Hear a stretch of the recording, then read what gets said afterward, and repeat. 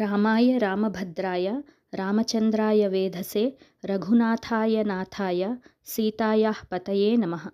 ఇప్పటి వరకు దశరథుడు ఋష్యశృంగుని, శాంతను అయోధ్యకు తీసుకురావడం, యజ్ఞ సన్నద్ధత, యజ్ఞాశ్వాన్ని వదలడం వరకు విన్నాం. తర్వాత ఏం జరిగిందో తెలుసుకుందాం. యజ్ఞాశ్వాన్ని వదిలిన తరువాత దశరథుడు వశిష్ఠ మహర్షి వద్దకు వచ్చి ఆయనను పూజించి ఇలా అన్నారు: ఓ బ్రహ్మర్షి, పుత్రప్రాప్తి కోసం నేను తలపెట్టిన ఈ యాగం నిర్విఘ్నంగా జరిపించగల సమర్థులు మీరే. మీరు మాకు ఆప్తులు, శ్రేయోభిలాషి, మా పరమగురువు. ఈ యజ్ఞాన్ని సజావుగా నిర్వహించే భారమంతా మీ మీదే అని చెప్పి ఆయనకు నమస్కరించాడు.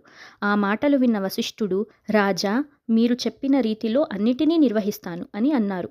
తరువాత వశిష్ఠ మహర్షి యజ్ఞాన్ని నిర్వహించడానికి రాజు చేత నియమింపబడిన బ్రాహ్మణులను, వాస్తుశాస్త్రం తెలిసిన వారిని, ఇటుకలు చేసేవారిని, వడ్రంగి వారిని, బావులు తవ్వేవారిని, లేఖకులను, శిల్పులను, చిత్రకారులను, చక్కగా అభినయించగల నటులను, నృత్యకారులను, శాస్త్రజ్ఞులను పిలిపించి వారితో ఇలా అన్నారు: దశరథ మహారాజు నిర్వహిస్తున్న యజ్ఞంలో మీరందరూ చేస్తున్న పనులు ఎలాంటి లోపాలు లేకుండా ప్రేమతో చేయండి. పెద్ద సంఖ్యలో ఇటుకలను తయారు చేయండి. యజ్ఞానికి వచ్చే వారి కోసం ఎత్తైన, విశాలమైన భవనాలు నిర్మించండి. మిగిలిన వారందరూ ఉండడానికి దృఢమైన గృహాలు నిర్మించండి. అనేక రకాలైన తినుబండారాలను సిద్ధం చేయించండి. వచ్చిన వారందరూ తృప్తి పడేంత వడ్డించండి. అందరికీ మర్యాదపూర్వకంగా భోజన సత్కారాలు చేయండి. కోపంతో ఎవరినీ నొప్పించకండి. యజ్ఞానికి సంబంధించిన పనులు చేసేవారిని వారి వారి వయస్సుకు, అర్హతకు తగిన విధంగా సత్కరించండి. దశరథుడు సంతోషించేలా అన్ని పనులు నిర్వహించండి అని అన్నారు.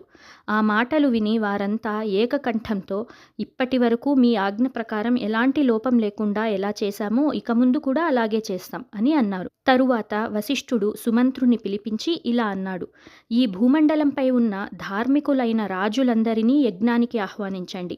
అన్ని దేశాల నుండి బ్రాహ్మణ, క్షత్రియ, వైశ్య, శూద్రులను సాదరంగా ఆహ్వానించండి. మిథిలాధిపతి అయిన జనక మహారాజును, కాశీరాజును, దశరథుని మామ అయిన కేకేయ రాజును, అంగరాజును, రోమపాదుని నీవు స్వయంగా ఆహ్వానించు. సింధు, సౌరాష్ట్ర, సౌవీర, దక్షిణ దేశాధిపతులను దూతల ద్వారా ఆహ్వానించు. దశరథునికి మిత్రులైన రాజులందరినీ సకుటుంబ సపరివార సమేతంగా వచ్చేటట్లు ఆహ్వానించు అని అన్నారు. సుమంత్రుడు మహర్షి ఆదేశానుసారం నడుచుకున్నాడు. యజ్ఞానికి సంబంధించిన పనులు చేసేవారు వారి వారి పనుల గురించి మహర్షికి ఎప్పటికప్పుడు నివేదించేవారు. కొన్ని రోజుల తరువాత ఆహ్వానితులైన రాజులందరూ రావడం ప్రారంభించారు. వశిష్ఠుడు వారందరికీ తగిన విధంగా సత్కారాలు జరిపించి రాజుతో ఇలా అన్నాడు: ఓ రాజా, నీ సంకల్పం ప్రకారం యజ్ఞానికి అన్నీ సిద్ధం చేశాను. నీవు యజ్ఞశాలకు ప్రవేశించవచ్చు అని అన్నారు. ఒక మంగళకరమైన రోజున ఋష్యశృంగుని సారథ్యంలో మంగళ వాయిద్యాలతో, వేదమంత్రాల నడుమ తన 3 రాణులతో దశరథుడు యజ్ఞశాలను ప్రవేశించి దీక్ష తీసుకున్నాడు. యజ్ఞాశ్వాన్ని వదిలిన 1 సంవత్సరం తరువాత అది తిరిగొచ్చింది. యజ్ఞం ప్రారంభమైంది. బ్రహ్మస్థానంలో ప్రధాన ఋత్విజునిగా ఋష్యశృంగుడు యాగ సారథ్యం నిర్వహించాడు. యాగం జరిగే రోజులలో అక్కడ ఎవరూ ఆకలి దప్పులతో లేరు.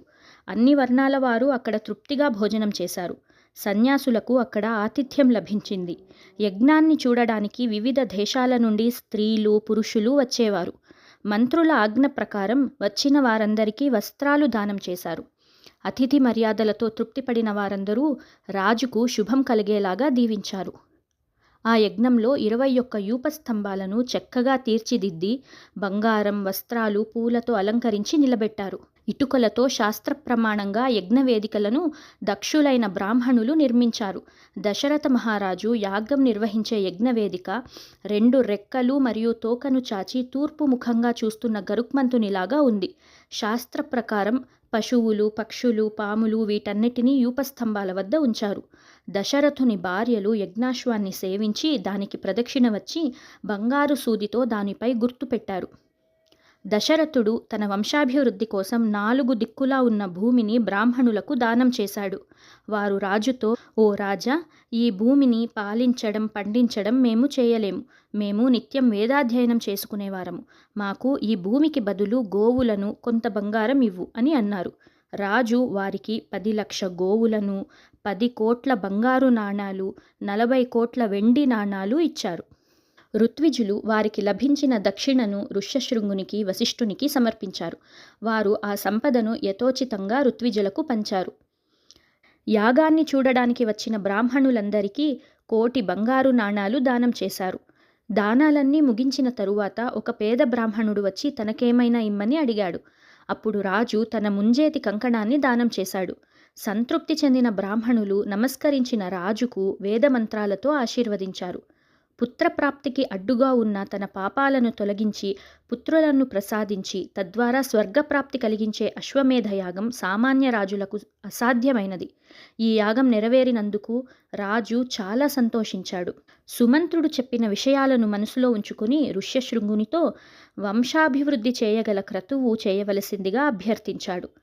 అందుకు ఋష్యశృంగుడు, రాజా, నీకు తేజోవంతులైన 4 కుమారులు కలుగుతారు అని ఆశీర్వదించాడు. సంతోషించిన దశరథుడు ఆయనకు నమస్కరించాడు. వాల్మీకి మహర్షిచే విరచితమైన రామాయణ మహాకావ్యంలోని 13 మరియు 14వ సర్గ సంపూర్ణమైంది. హనుమదంతర్గత శ్రీరామార్పణమస్తు. ఎత్ర ఎత్ర రఘునాథ కీర్తనం తత్ర తత్ర కృతమస్తకాంజలిం బాష్పవారి పరిపూర్ణలోచనం మారుతిం నమత రాక్షసాంతకం. మన జీవనానికి దారిదీపమైన రామాయణ మహాకావ్యంలోని తదుపరి విషయాలను తెలుసుకోవడానికి మళ్ళీ కలుద్దాం. జై శ్రీరామ్.